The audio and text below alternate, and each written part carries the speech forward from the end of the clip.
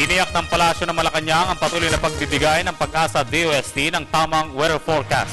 Ito ay sa kabila ng napaulat na brain drain sa ahensya dahil sa pangibang bansa ng ilang mga veteranong weather forecaster. Ayon sa Palasyo, may sapat na tauhan ng Pag-asa upang magbigay ng accurate na pagtataya ng panahon at sapat din ang benepisyong na ibibigay sa mga ito.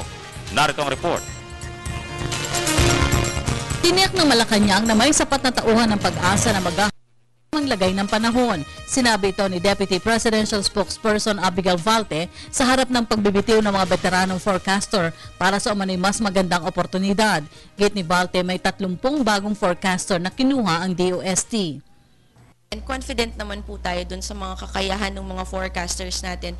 We in the government have always said that our forecasters can stand up to the test at talagang ano po yan. Nakikita naman po natin yan kapag nagkakaroon ng kalamidad, nagkakaroon po tayo ng unos, nandiyan naman po lagi yung mga Pag-asa forecasters natin na talagang binubunuan. They bear the brunt of the stress whenever there is any calamity that we go through. Dagdag pa ng Palasyo, patuloy rin ang pagtiyak na naibibigay ang tamang benepisyo sa mga taga-Pag-asa. Nauna nang sinabi ni Pangulong Aquino ang pagpapalakas ng State Weather Bureau para sa mas accurate na impormasyon, partikular sa panahon ng kalamidad.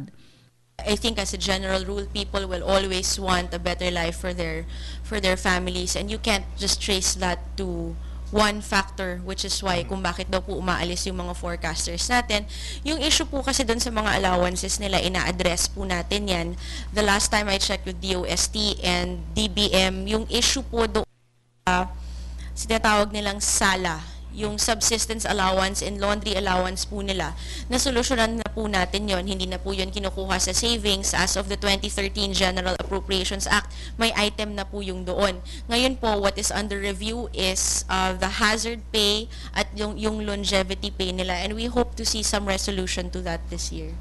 Samantala, magsasagawa ng pulong sa susunod na linggo ang mga kinauukulang ahensya kaugnay ng naroranasang pagbaha partikular sa Metro Manila. Git ng Malacanang, patuloy ang implementasyon ng Master Plan on Flood Control para maresolba ang pagbaha kung saan nakapaloob ang paglilinis ng mga estero.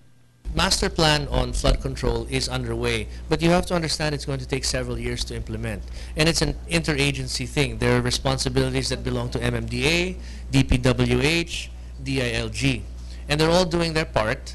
And one of the components of that, as Abby said, is the cleaning of the esteros. Pagtiyak ng Palasyo sa publiko, kumikilos ang pamahalaan para maresolba ang problema ng pagbaha, subalit hindi naman anya ito mareresolba ng agad.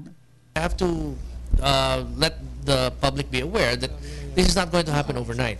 The announced last year will take a few years to complete, and you will see the improvement, vast improvement, only in a few years. So, but the public can rest assured na patuloy yung flood control program. Para sa Telebisyon ng Bayan, Rocky Ignacio.